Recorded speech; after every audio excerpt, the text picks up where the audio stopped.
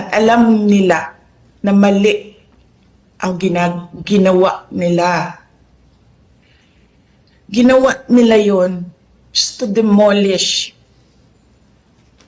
political opponents. This is all about politics. The administration is using government resources, the ICC, to demolish the opposition. Wala na tayong argument. Mali ang ginawa. Ang tanong ngayon, ano ang gagawin natin para maibalik ang dating Pangulo sa Pilipinas? Kasi nag-iisa ako ngayon dito na gumagawa ng paraan para maibalik ang ating dating Pangulo sa ating bayan. Thank you. Maraming salamat sa ating Vice Presidente at hindi kayo nag-iisa. Lahat tayo ay naghahanap ng solusyon sa napakakomplikadong pangyayari. Ano sa palagay mo yung nakita ninyong ICC warrant? Kailan ba ipinakita? May sinabi si Counsel o Attorney Medialdea na hindi daw pinakita kay Pangulo Duterte hanggang sa kahuli-hulihan at redacted form pa daw. Tama po ba yun? Yes, Honorable Senator Marcos, ang nangyari kasi, merong ICC warrant. It was diffused to Interpol. It was given to Philippine authorities. Hindi siya nagkaroon ng red notice. Kaya yung ibang bansa, hindi nila alam. Wala silang notice. Or the Philippine National Police, in-implement nila yung warrant, diretso doon sa akusado, hindi nila dinala sa korte natin dyan sa ating bansa. Tama po. At yan ang pinag-uusapan namin kanina ni Executive Director Alcantara ng Transnational Crime na ang pinadala lamang ay isang diffusion. Ito ang kauna-unahang pagkakataon na ang warrant of arrest was honored by a member state. Samantalang diffusion pa lang to, wala pang compliance review, wala pang ibinibigay sa secretariat ng Interpol, walang task force yung Interpol at walang kaalam-alam yung commissioner ng Interpol. Ang sabi nga ng Interpol, si Presidente Duterte ay hindi wanted ng Interpol. Wanted daw siya ng ICC. Pinadala lang daw sa kanila. As a matter of fact, under Article 97, Section 4 of Interpol's own rules on the processing of data, it is very clear that there are so many requirements before any action can be taken. Kung pwede, ipakita natin ang itsura ng isang diffusion versus isang red notice. Ibang-iba po yun. Ni walang red notice at yung diffusion, parang sabi nga ni VP, parang tinimbre lang sa mga kasama sa Interpol ng mga miyembro. Hindi dinaan sa mismong review. So, nais natin pag-usapan at tanungin kay Executive Director. Tama po ba yun? Diffusion is something not yet verified per the articles on processing data. Tama po ba yun? Kasi yan ang rules ng Interpol, hindi po ba? Ang diffusion po ay sa Article 97 ng Rules on Processing of Data is a standardized request Tama. to arrest, detain, or restrict movement Right. of accused. Ito. Tama, pero hindi Tama hindi pa siya verified, hindi pa siya naimbestiga at hindi pa nailalagay bilang opisyal. Wala pang task force, Tama wala po pang yan, tama po. compliance review. Pero hindi po ibig sabihin noon na wala siyang value. Pero Pareho po mismo yung Interpol, sinasabi po sa atin na first time daw na yung member state agad-agad in-acknowledge. Wala pa namang kaalam-alam. Ang mismong Interpol Secretariat, walang kamuang-muang kasi between states lang to, ICC lang at Interpol. whether it is a red notice or wanted person diffusion, obligado po tayong mag-comply. Hence, our job in the NCB is to distribute the diffusion notice. Nandyan, no? Pinapakita natin yung red notice sample versus yung diffusion order. Ibang-iba po, di ba, yung Magkaiba itsura? po, magkaiba po. Magkaiba, Pero- yung kay Arnie Teves yan, tsaka ito kay PRRD, ibang-iba po. Magkaiba po. Talagang hindi sila. Magkaiba So, po. admitido po ninyo, walang red notice. Yung red notice po, wala po siyang red notice. Walang dumating, ano? Merong tinatawag po na O, tama. Red so, diffusion. kung ganun, sinasabi, tulad ng sinabi ni VP, maobligasyon ang ating pamahalaan mag-cooperate, tumulong sa lahat ng request. Yung request, hindi naman ang galing sa Interpol Pinapaliwanag nga ng Interpol. Hindi naman amin wanted yan. Ang sinasabi, Philippines is obliged to cooperate when in fact it came from ICC. Paulit-ulit tayo kanina sa ICC, walang jurisdiction dito sa Pilipinas. Ba't natin kinikilala? FPRRD was not wanted by Interpol.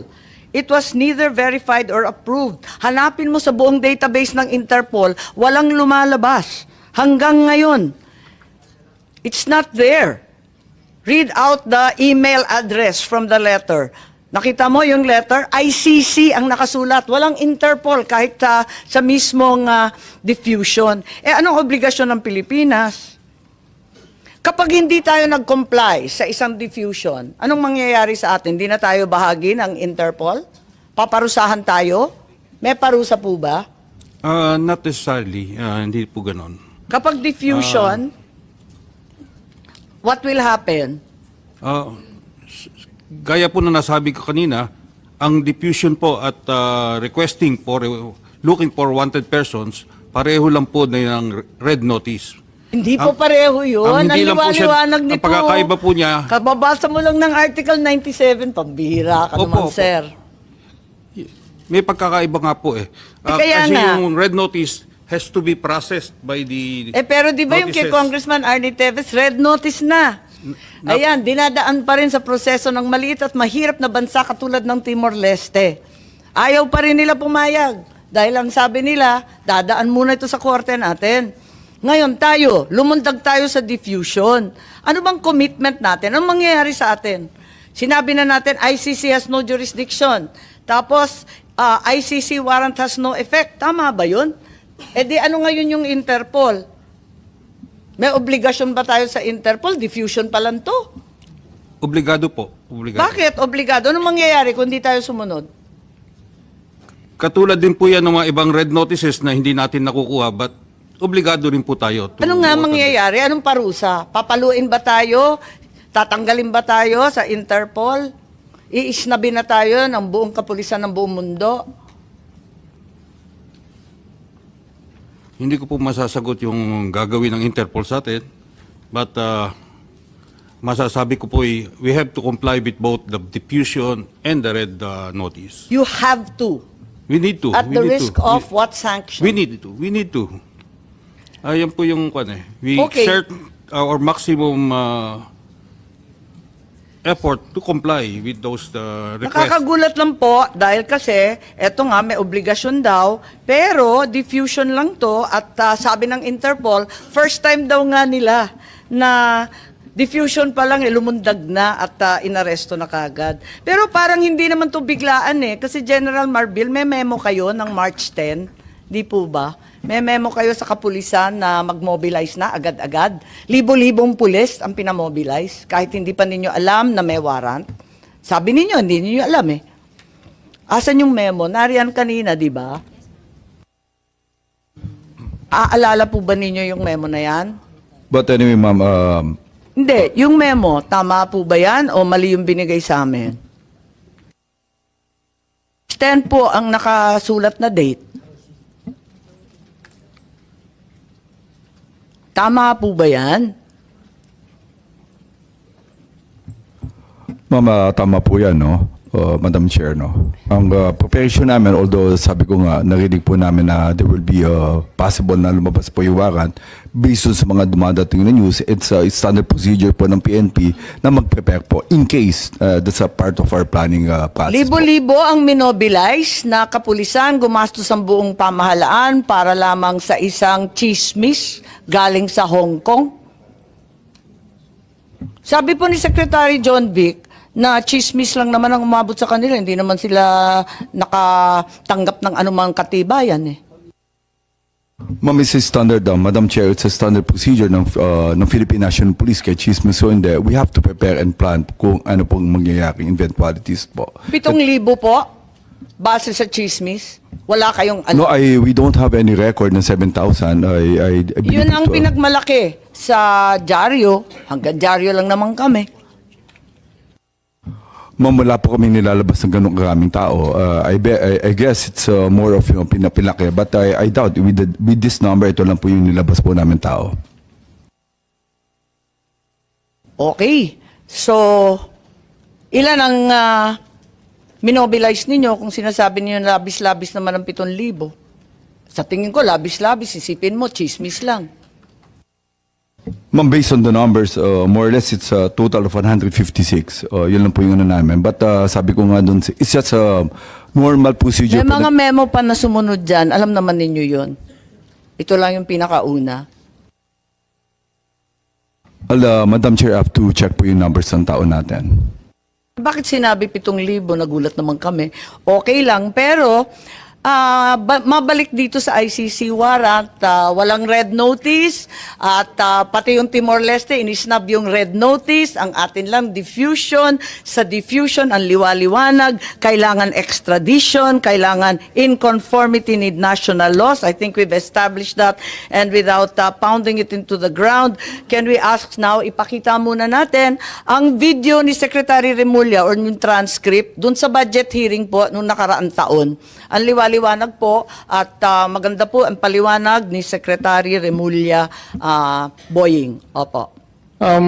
But when it comes to them going into the country, kung gusto nila pumasok dito upang manghuhuli at magpasagawa ng warrant na kanila pong na-issue po siguro ng ICC pagdating ng panahon, kailangan po itong dumaan sa ating court system. Ito po ay kinakailangan ng isang action to enforce a warrant, action to enforce a judgment. Kailangan po dumaan yan sa ating court system. Kaya hindi ho namin pakikialaman kasi yan po trabaho na ng Interpol kung talagang gusto nilang habulin yung tao na nasasaktal. Yung sabihin natin, nag-issue po na warrant of arrest ng ICC, gusto ho enforce ng Interpol dito, pero para ho ito ay matuloy at hindi ho magkaroon ng kasuhan, kinakailangan pumunta muna sila sa korte natin. There's some things that the Supreme Court would be looking at if what was alleged in the crime would have happened if we were still members of the ICC. That is one of the things that can be of importance to the courts when they do enforce a warrant, or if they will actually allow a warrant to be served in our country from an international tribunal. Ang problema nga ho ay meron kong sinasabi yung mga kaibigan natin na well-meaning naman. May 200 families daw na gustong magreklamo pero ang hawak daw nila 8. Pero sa 8, ang makakausap nyo 2 lang. Tapos yung 2 pa, wala pang ibibigay na totoong ebidensya.